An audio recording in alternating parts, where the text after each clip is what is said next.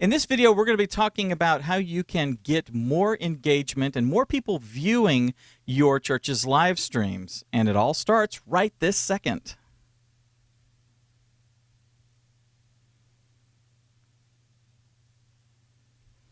Hey guys, welcome to the Church Media Guys show. And if you want to learn how to amplify your message, leverage technology, and take the gospel to the world, then you can start now by clicking that subscribe button and ringing that bell so that you don't miss anything going on this YouTube channel. With me as never is an old friend of ours, Mr. Adam McLaughlin. He comes to us from somewhere down in Florida by way of Canada, and we can't actually get him out of the country anymore, which is to our benefit. Hey, dude, glad you're here. Hey, thank you so much for having me. It's great to hang out with you, Dave. Thanks. Justin is not here today. For those of y'all who are like, where's Justin? He was out playing hooky last week. He's playing hooky this week as well.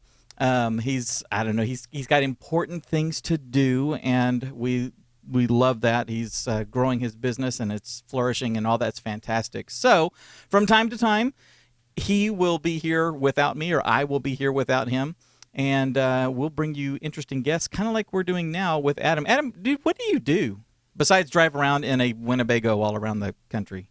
Right. So I'm like a supply teacher for podcasts, okay. Right? So whenever the co-host is away, then I show up, and here I am today. So if you want to know what I do, here I am. Actually, I just relaunched my branding agency, working on all that. Okay. I'm going to be launching the Trust Marketing Agency, specifically to help churches, kind of in three columns. One column is content.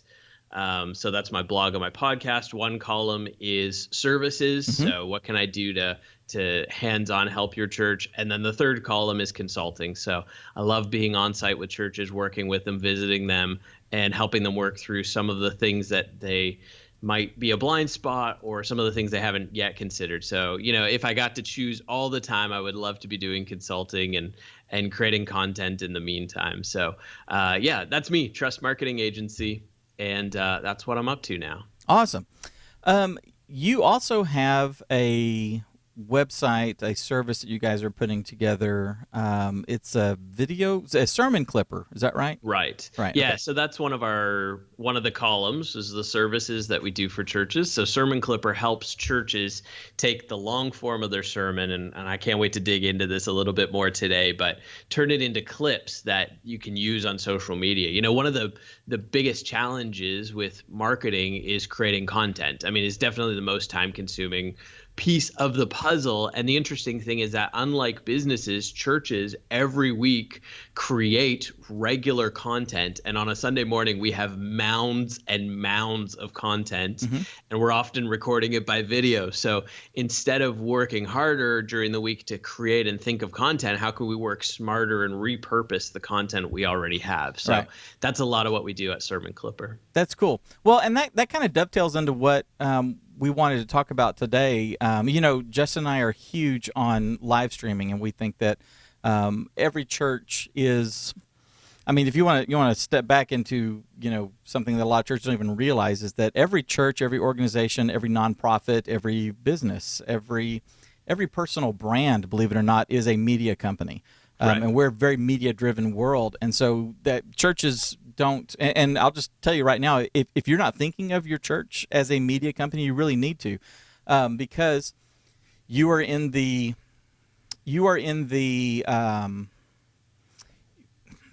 business of basically creating hosting a live event every single week. Thankfully, you have your own permanent facility, or a lot of you have your own permanent facilities. You don't have to go from conference hall to conference hall. But you're producing a live event each week, and a lot of you are live streaming that and broadcasting that. Think of it like television. You are broadcasting that so that people who can't be there can watch while it's happening. And then a lot of you are also podcasting that and posting the full-length sermons, in series and stuff on your website and on YouTube. Y'all are media companies. And part of, just as important as getting butts in seats on Sunday morning to worship in a communal experience and to join that family and to have that familial communal worship. There's also a big need to make sure that everybody knows that if they can't be there, they can watch the live stream or they can watch on demand later on. The question is, Adam, there's some realities, I think, to that sort of thing. I was actually coaching and consulting somebody who wanted to start a show this past Saturday, and their show revolves around some public speakers that are basically encouraging an audience who will then do a pitch competition.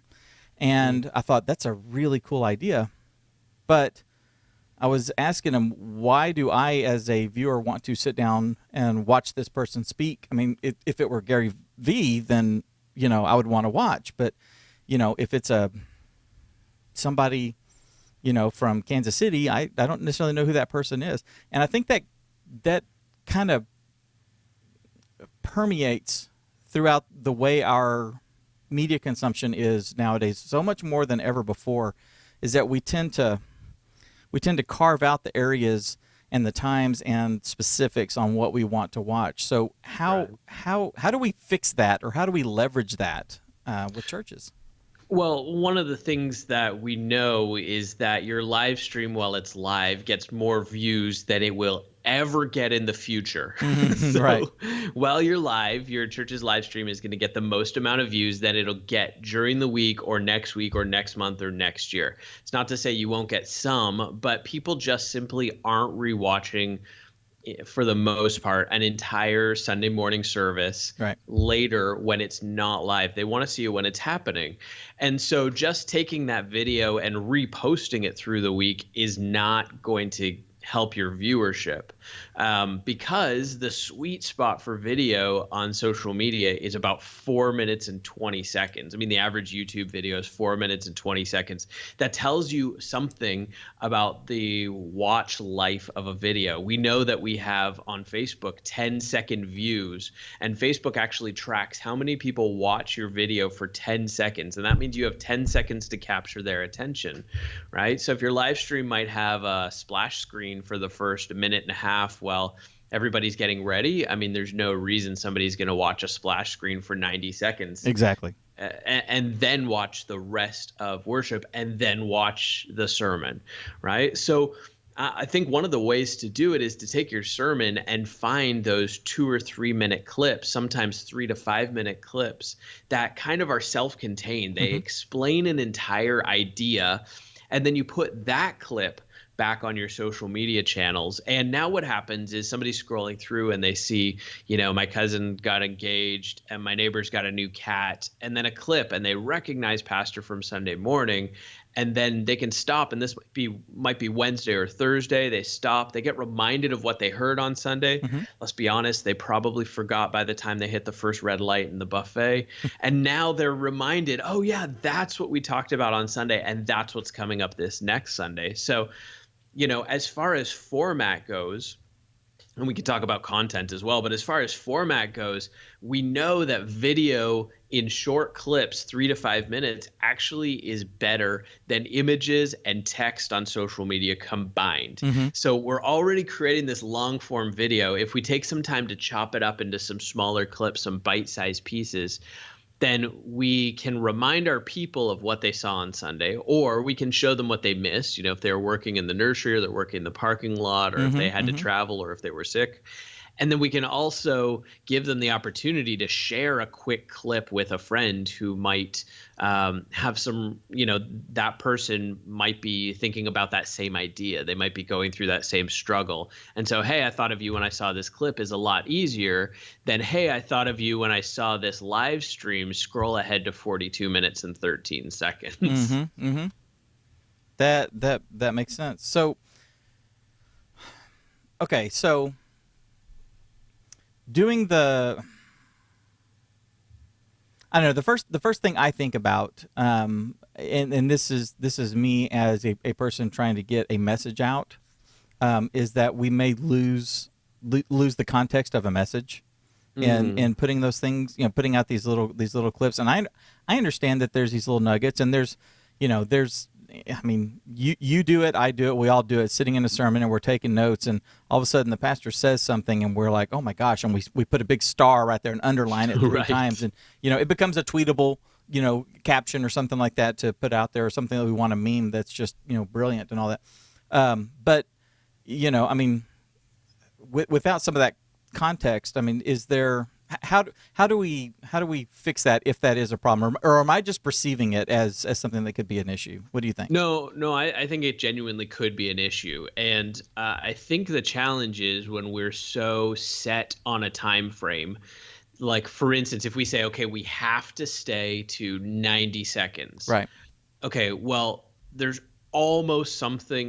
almost guaranteed that if you stick to 90 seconds, you can pick something out of almost anyone's sermon that could be completely misinterpreted, right? Right. Now, not always. Sometimes it's like the story of the dog, or the story of when I was playing volleyball, or, the story of when I was a kid. And sometimes that ends up fitting perfectly into 90 seconds. And it gives people a sense of the personality of your church and the personality of your pastor. But I think there are some ways around what you're suggesting. And I would never post a clip that I felt could be misinterpreted based on the clip alone. Right. I also know that it's not full context. We read in the Bible about when Paul preached so long that somebody fell asleep up in the balcony and fell to their death. Right.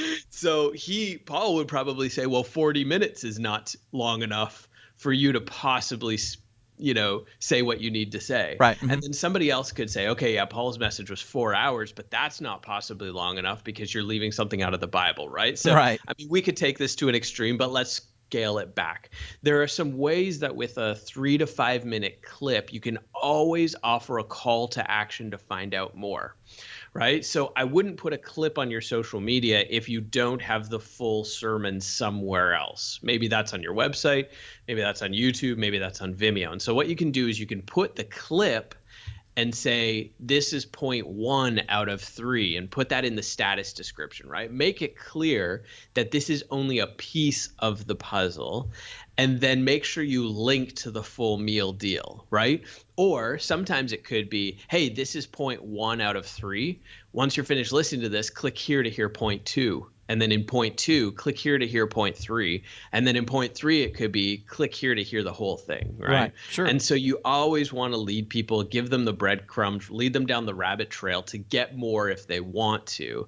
But the reality is, somebody who's not interested in church, or doesn't perceive the need for church, or make up whatever that looks like, is probably a lot more likely to listen to a 2-minute clip, even if they could make something up that's out of context. Right. But if it intrigues them, then they could listen to more, and then they could listen to more, and then they could listen to the full one. And on the full one, make sure you link to the series, or make sure you link to, let's say it's a message about parenting. Last time Pastor talked about parenting was 1 week last August. Let's make sure we link there. And then in that one, last time Pastor talked about parenting was 1 week last April. So let's link there. So not necessarily that it has to be in series, because I know some churches don't necessarily present that way. But how do you keep that rabbit trail going so people can continue to learn more? We never want them to hit a dead end. And I think the dead end is where you create concern for people to take things out of context. Right. Okay. That makes complete sense. And from a marketing standpoint, that's kind of a funnel, where it could almost be like an email drip campaign kind of a thing. And those principles are sound. That's the idea that one leads to the next, leads to the next, leads to the next, leads to a resolution or a call to action or something like that. And that's great. And let me just encourage everybody, the idea behind this from a marketing standpoint, it's something, I mean, I'm not kidding, it's something that Adam is doing for his business. It's something that Justin and I are doing for our business, something that your church should be doing for your church's business. Your church is a business, just regardless. we stipulate that we're in the business of sharing the gospel and bringing souls to Christ, and we do that through ministering to our community. Okay, great. Right. Still a business. Okay, if we don't have money coming in, then it's just a bunch of people without any lights on in a cold building, trying to share the gospel. So we are a business, and we need to reach people. So we need to adopt these tactics and these techniques because they're sound and they work. You're building a library of content that is accessible at any given point, and that you can use at any given point. One of the things that I've always said with churches, there are some big churches out there. Adam, you've got your favorite auxiliary pastors. They're your auxiliary Sure. pastors that you follow and you listen to and stuff. Greg Laurie's one of mine. He has all kinds of different great pieces of content out there. He takes these little nuggets out of his sermons. He does that, and then he's got an entire series, his Revelation series, that he renews every couple of years. As the stories and the headlines start lining up more and more with Scripture, and that what they have done is they have this big library of content that over time people can go to, and you can watch something from 5 years ago. A lot of churches don't think that they're able to do that. They don't think of themselves like that. But the reality is that there are pastors with just as much theological knowledge, biblical knowledge, inspirational. They can reveal deep insights just as well as he can, as Billy Graham can, as any pastor can that's just got a lot of notoriety. Yeah. And so it's important for our churches, I think, to catalog that stuff, to archive that stuff, to have that all available so that at any given point they can refer back to something, they can reshare something, especially when you have one. And in fact, our pastor did this. It was funny. He was starting a new we started this year with a new series on Acts. It's called Church on Fire. And it's going through the birth of the church. And how the Holy Spirit came in and, set the world on fire. Figuratively, people. Right. One of the things that he did in there last week or the week before was he said, "Now, do y'all remember what we did for a majority of last year?" And it was kind of quiet, and he said, "What did we study last year?" And someone goes, "Life of Christ." Hey, right, the entire Life of Christ. We did like 18 weeks of going through Jesus's life and all that. And now it comes up to the Holy Spirit, is ushered onto the scene as Jesus goes, so last year and this year actually play together. And so being able to reference back to that library is very important, but we've got to do it.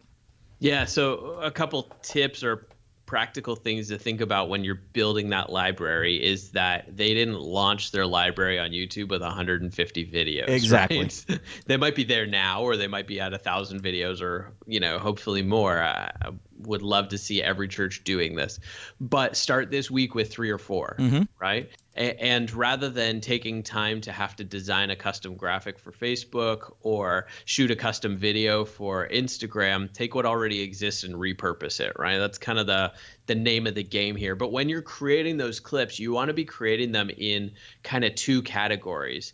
And one category is stuff that's relevant right now. And one category is stuff that in marketing world, we call it evergreen content. Right. And it's the kind of idea that you could pull up anytime. So for instance, Christmas is coming up, or Christmas story or Easter story, not evergreen content, right? It's specific to a certain time of the year. The pastor says, if your pastor says, "I'm turning 55 this year," okay, not evergreen content, right? But maybe he's got a great story about it and it's relevant right now. And in 2 months when he actually turns 55, it's a great time to play that story back. Okay, so that's kind of seasonal content. Evergreen content, just like an evergreen tree, is good anytime. So this could be a parenting tip. It could be he pulls something out of a scripture that you've never seen before, or you've never understood it that way, or he breaks down a thought process, or he breaks down an ideology and says this is where it comes from and this is how we can move forward. That kind of thing. Or and a lot of times it is stories, right? Like if he tells a story about turning 55 this year, that's seasonal content. But if he tells a story about for my 6th birthday, well, it's always going to be relevant that was his 6th birthday even 10 years from now, right? So building content in these two kinds of columns. One is what's seasonal and what's evergreen, and then figuring out how to use that evergreen content over and over. And there's a whole bunch of social media tools that'll help you kind of stuff your calendar full of your evergreen content and fill in your gaps for you. And we can dig into some of those if you'd like, but don't just take the video and put it up and then walk away and then next week cut 3 new videos. You still want to, as you said, be able to have a library of what can I go back to, right? Or somebody sends you a private message on Facebook and says like, hey, can you pray for me? I'm having a really tough time with my finances. Sure. Well, yes, we would love to pray for you. And also, here's a video that might help, right? That's huge. And you made a really good point right at the beginning, is that you just start. That's the thing. That is, and Justin and I tell that to everybody, no matter what it is that we're talking about, start. Get started. Take that first step, and then just grow and grow and grow. One thing that I think people should make note of is that as you are building this library of content, you want to keep it. You want to keep a little bit of a record. You want to kind of curate some of this, and I would recommend starting a spreadsheet or something that is like topical, and then a link to the video, maybe a couple of notes or something that are really pertinent to what it is, inside the topic. If the topic is finance, then one of the notes or a couple of the keywords or something like that to help you kind of sort through your spreadsheet, could be, being rich or seeking wealth or, giving to the poor or whatever, all that kind of stuff, just so that you can call that stuff up. Because two main reasons. You're going to forget. I can't remember some of the shows I did our first year of doing this show. You saw our congregation when he said, what did we spend a lot of time talking about last year? And you just kind of heard crickets chirp, and they went through it, all 20 weeks or whatever it was. But also it makes it easier for you to deploy with your team. When you say, here is our content library, spreadsheet. And here's how you sort the columns and do stuff like that. I may even make a template or something that we can send to everybody. And also don't call your video files, April 13th, 2020. No. Video 1. No. Please. Say, this is the one about the, the quote about parenting and a reference to Psalm 13, right? Exactly. Yeah. Like lay it all out there so that if something goes wrong or you can search a hard drive isn't working, search a file name. Right, exactly. I can search for parenting, I can search file type MP4. Right. And I can sort out what might be in our library for parenting. Right, exactly. Guys, that's just practical stuff. I mean, just that it's so funny. I've got an intern that is helping with a TV show that we're doing.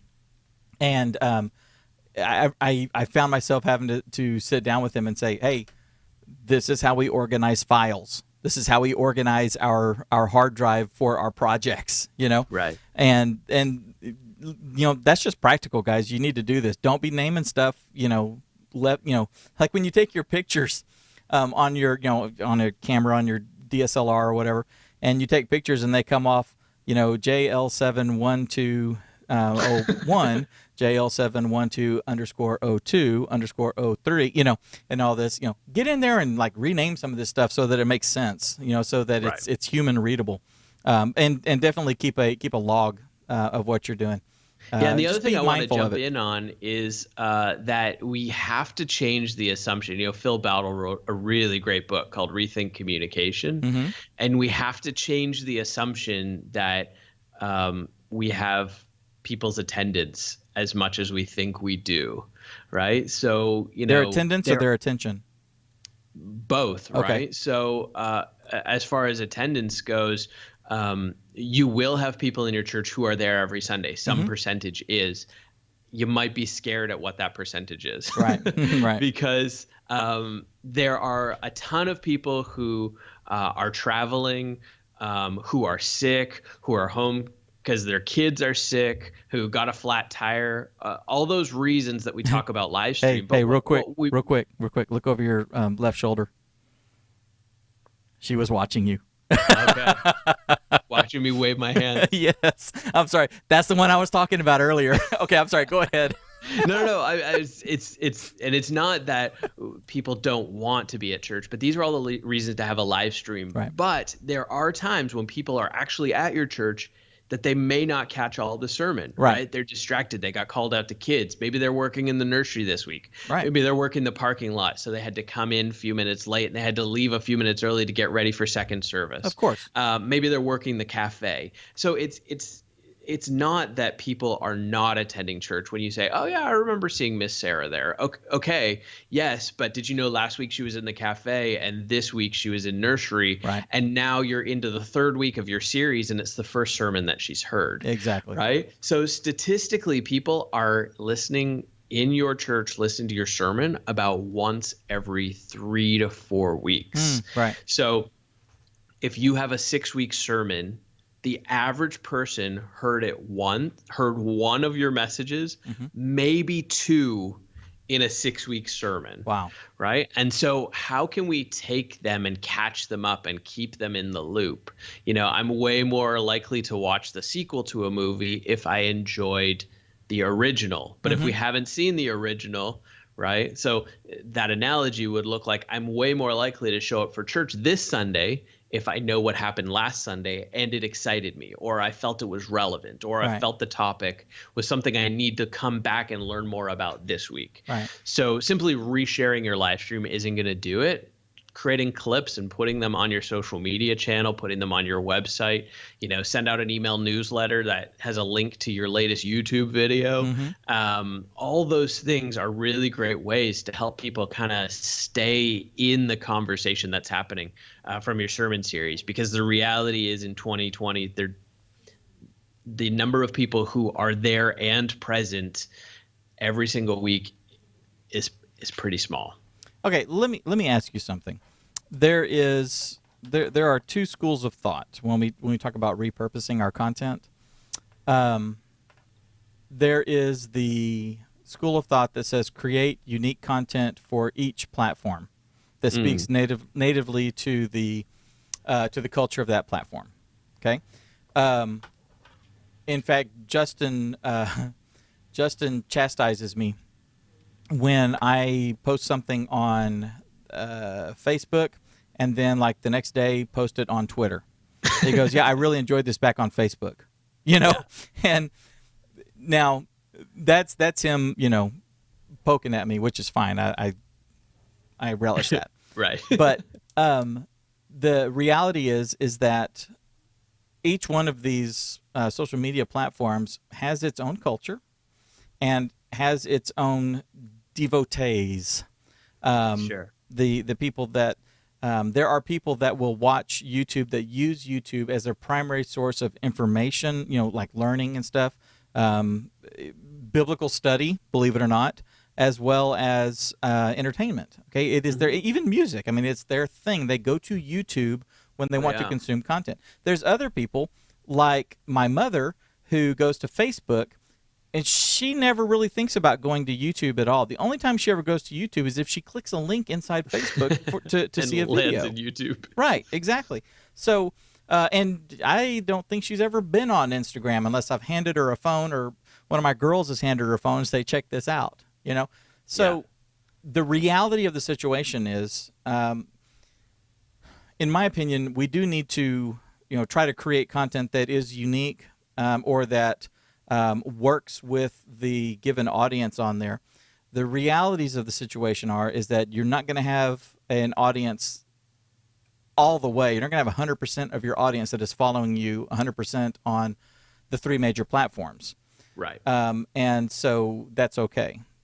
So, yeah, so my take is kind of, sorry, I didn't mean to cut you off. No, please go ahead. Okay. So my take is kind of a good, better, best scenario, right? So I think that if your church is recording video of your sermon, there's a reason sermon, okay? And we can get into that too. So Pew Research tells us that 87% of millennials will decide if they're going to stay at the church based on the sermon. Okay. So the sermon is the content people are looking for. What if you can show them that content before they even visit your church, and then in a format that's video? So sermon videos really are the best way to, create content that people want to see when they're evaluating if your church might be a fit for them. Right. That makes Second sense. in line under sermon in deciding factors is the personality of your leadership. Okay. Right. So, if you show them a sermon video, not only do they get to see the sermon, they also get to connect with the personality of your leadership. Right. So that's good. I think churches need to be doing that on a good level. Take one clip every week from your sermon that's 3 to 5 minutes long and put it on all the social media channels, right? That is a step forward. It's content you only have to modify. Sorry, I'm getting weird looks. I must be yelling. I must be excited about this. Yes. Go for it. It's content you only have to modify. It's not content you have to create. And so I would say on a good level, pick at least one clip, 3 to 5 minutes. Maybe that's the beginning of the sermon where your pastor might talk about all the things he's going to cover in the sermon. Maybe it's the call to action at the end where there's a summarization and then what do we do with this? So on a good level, I would definitely take a clip every week and get it on all of your social media channels. Okay. And I would not be concerned about uniqueness, because the reality is we all have limited time and resources. Of course. And a lot of us are volunteers. A lot of us are part volunteers. A lot of us are full-time on staff, part-time this and part-time that, right? And so on a base level, pick a clip, chop it up, and get it on all your social media channels. So that would be good. In the good, better, best situation, better would be if you were to format it square for Instagram timeline. And if you were to create a background so it was 9:16 to put it on IGTV, we're still talking about that same one clip, right? Right. And then if you're to upload it natively to YouTube, obviously you have to, but upload it natively also to Facebook, rather than putting the YouTube link, because the YouTube link, it's a little sketchy. For some people, it plays automatically based on their settings. For other people, they actually have to click the YouTube link before it starts to play. Right. If you upload it natively to Facebook, for most people, it'll automatically start going, right? Yeah, as you they add scroll captions. through. Right. Yeah, you go to rev.com, you add captions, because most people start watching video on silent. They see the captions, they like what they're seeing, they click it, and they can hear the rest, right? So that's kind of a better level, is where we're going to take that one single clip, but actually format it for different channels and different networks. And then the best level is, I agree with you, the story about your pastor playing basketball when he's 10 years old, that might resonate really well with Instagram, where you have a lot of teenagers and early 20s, and basketball's a thing. And, that's a great story for there. And then on Facebook, you might be more particular about, this is unpacking a scripture. So here's the scripture and here's how we're going to unpack it. Of course, in all these cases, we link back to each other, and we're going to link everybody to the final sermon or a call to action. Right. And then Twitter, it's got the 280-second limit. So 280 seconds is like just over 4.5 minutes, right? Ish. 60 times 4 would be 24. Yes. So it would be 4 minutes, 40 seconds, right? So let's say you have a really good 5-minute clip. Well, it just plain can't go on Twitter. Right. And so you're going to chop that into 2 pieces and then comment and tweet, or you're going to chop that down to, a single piece with a link to the full YouTube video, however you're going to handle that. I think that falls into the better category. But I think what churches, or the mistake that churches make, is they think, okay, we either have to do the better category or we can't do it at all. Right. And it's you're going to overwhelm yourself. Yeah, it's the we have to do it right the first time, every time, and we can't ease into this. Right. Or the other concern is, well, if we start doing this, then I have to train somebody to do it the week I'm gone on vacation, or else we're going to drop the ball. Right. I would just, it would be better to do it for the next 6 weeks and then go on vacation for a week and skip a week. And when you come back, you keep doing it, Right. than to not do it. Yeah, exactly. Yeah, because then you're just not doing it at all and not serving anybody. Exactly. And so that's kind of why we created Sermon Clipper, is we will do that the best package. And we will, even our starter package on Sermon Clipper is the best package. Oh, cool. The best strategy. We also will transcribe the sermon and create blog posts and all those kinds of extras.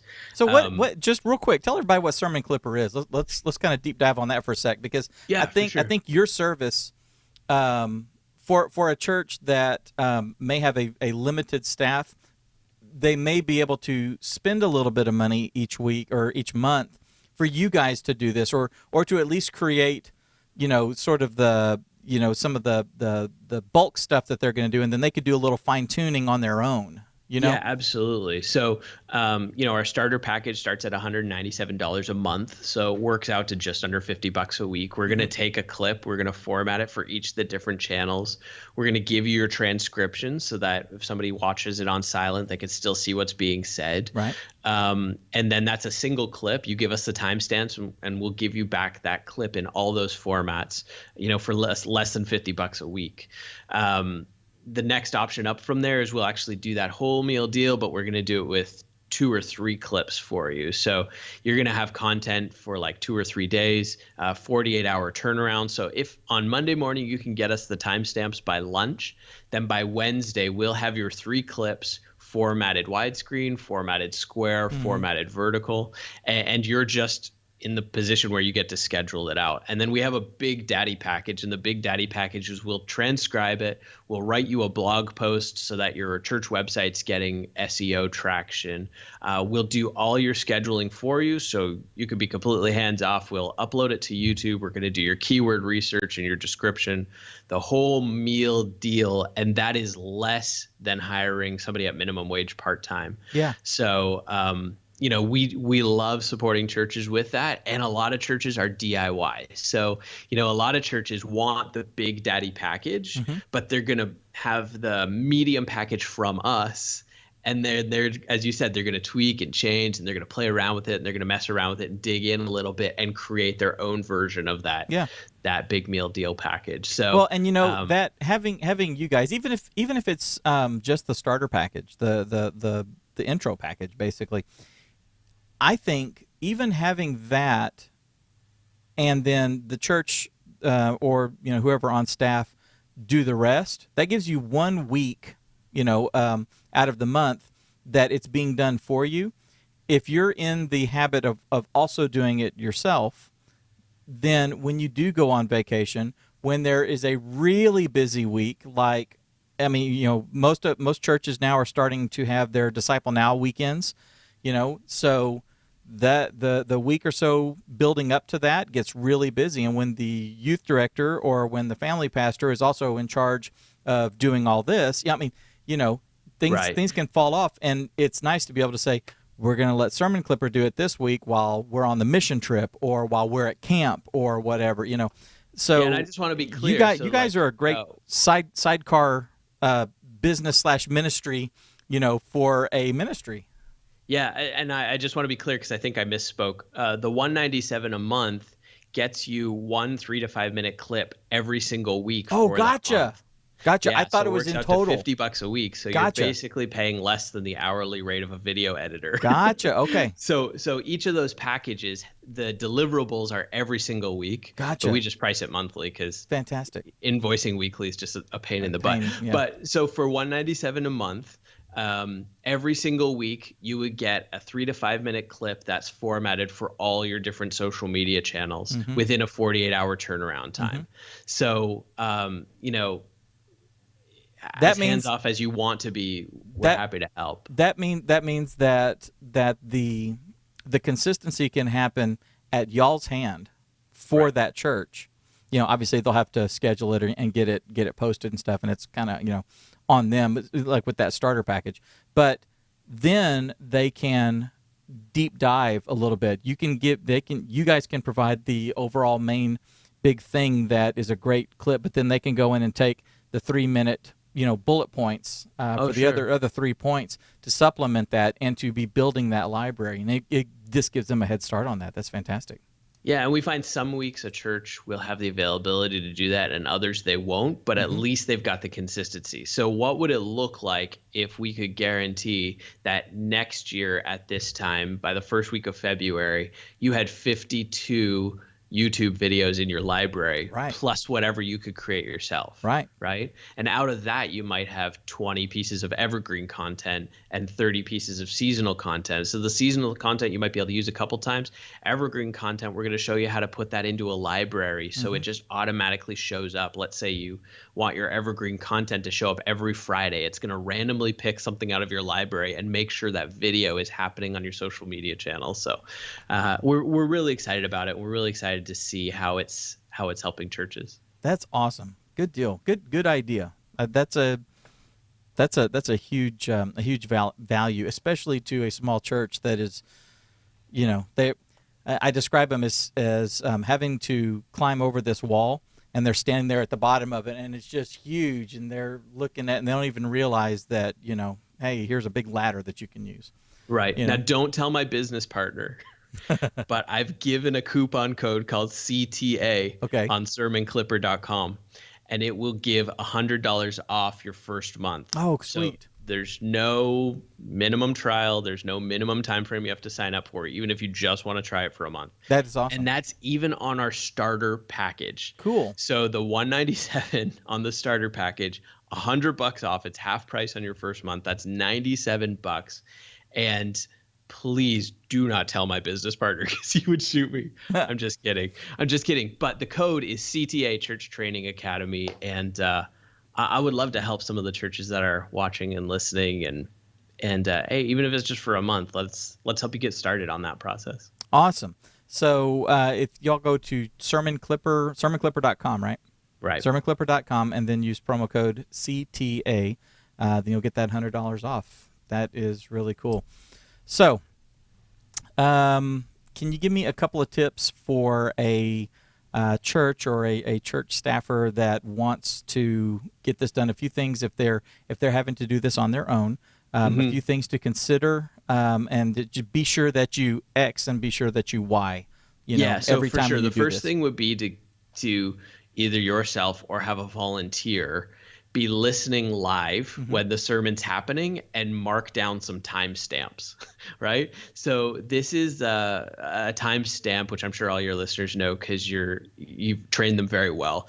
But in my world, communications world, we don't all know what video is. Right. Timestamp. So timestamp is basically if you're watching a 1-hour video, this happens at 2 minutes and this happens at 12 minutes and this happens at 37 minutes. Right.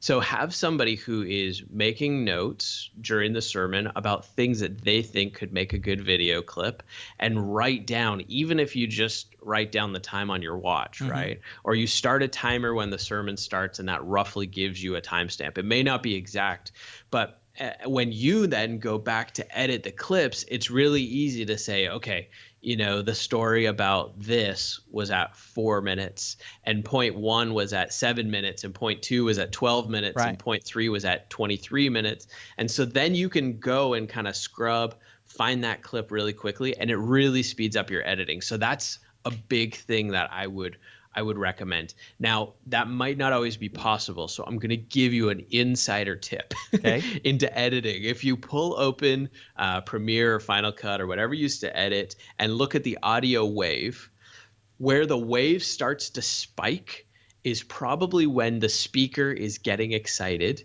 and the audience is really responding, right? So again, it depends on your church culture. That could be like every 2 minutes at some churches, right. or that might be never at other churches. But one thing that we found is if you can look for that audio spike, you're typically finding a piece where the speaker is getting excited or the audience is responding in a really positive way. And that's a clue that may be an important moment. It may be a great moment. It could be somebody laughing at the end of a joke that was told, right? And this is a great way to show off your pastor's personality. Exactly. Or it could be they're excited because they're getting it. They're actually biting into the message. And that's, might be a great point in time also.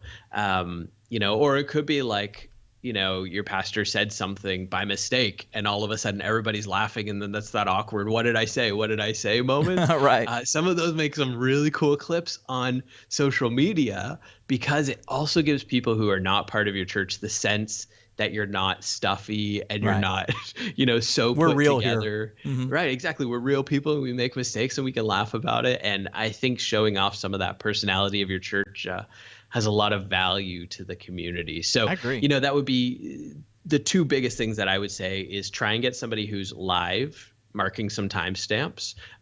If that doesn't happen, maybe you could get a volunteer on Monday morning who would be willing to mark some timestamps for you, and then you could edit Monday afternoon. Right. And then short of both of those things, if you look at the audio file, also sometimes that's a hint. So a lot of sermons are broken down to kind of like, here's what we're going to talk about. Here's point 1, point 2, point 3, and then a summary with a call to action at the end. So I know that's not for everybody, and that's a style, and that could change week to week. Of course. But generally speaking, here's a fun story, or here's an idea, or here's a summary of what we're going to talk about, a couple points, and then a summary at the end. Well, that's 5 perfect clips. Exactly. So it how is. can you roll those out? And I will go one step further. If you are the one who is recording, or you are the one who is doing the live stream, generally what happens in a really small setup or in a little bit more convoluted setup, the pacing of the service slows down. There's not as much activity happening, right? So there is the pastor talking. You may be cutting to his slide, and you may be cutting to the scripture. And sometimes the scripture is on the slide. For me, it's 3 different elements. The pastor, I have the Bible tree software on a computer that I feed live in, and I scroll as he's reading, and then we have his slides. But the reality is that you can sit there at the desk with a notepad and just be looking at the recorder. And just when something happens and he goes, which brings me to point number 2, you just glance up there and it's, 1337. And then you can just jot down 1337.2 and then move on real quick. It only takes a couple of seconds. It works out really, where is it? Really, really well. You end up with some great little points that you can jump to. So if you can't get a volunteer to do it, if they stop paying attention because they're sitting out there and everything else is going on and stuff like that, if you're doing the recording, you can do it. It just takes a few seconds. Right. And then one of the things that we talked about, I think before we went live, is if you edit at like 2 times speed. Yes. Yeah. Right. Then you can take in most of what's being said, and you also only have to listen through like to whatever your message is. Right. Times 20 half. minutes versus 40 minutes. So, right. Yeah. And that is something that it seems weird. And I was telling you when I started editing 30 years ago, and I was using video cassettes, on with jog dials and all this kind of stuff in a like a television studio. And when I was editing news packages and putting, interviews and stuff together, I would have shot that thing, earlier in the day or a couple of days ago even. And I found myself getting really good at that jogging, and it's like a whole bunch of stuff. But I was able to pick out what was going on, and I could usually get to the point that I needed to within a sentence or two. And it just happens. You get good at it. And right. I do it here when I'm editing shows and stuff. It's just like, that's the point that I want right there. You get good at it. So you're going to feel really weird the first couple of times, but it clicks inside. Right. Yeah, for sure. And then the other thing I would say is that when you go to post it on social media, be sure that you are creating that funnel idea, that rabbit trail, that how do I get more information? How do I hear the rest of this idea? And often that's a missing piece because somebody loves the clip they saw, but that you've now put the responsibility on them to go searching for more instead of giving them a simple click. So. Right. And on Facebook and on YouTube both, you can go in and edit your post after the fact. And if you need to add, if there's another one, you can always add to it. Or the next time you share it, add that that last little piece to it. On YouTube, You can always go and edit your description once you get the 5 points that need to be used, or if you want to refer them back to something earlier, or refer to something in the future that is applicable to this, you can always add that later. Right. So, which again that's why it's kind of important to catalog all this as you go. It really does make it a lot easier to reference. Yeah, for sure. Yeah, so hopefully everybody's been getting some value out of this, and if you have, then obviously we want you to subscribe, we want you to like, we want you to do all that sort of stuff. Adam, thanks for being a part of the show. You're an awesome dude and an awesome friend. And everybody, if you like what you're watching, then check one of these other videos out. We go into more depth and have some great insights that we can share with y'all. And until we meet again, we'll see you.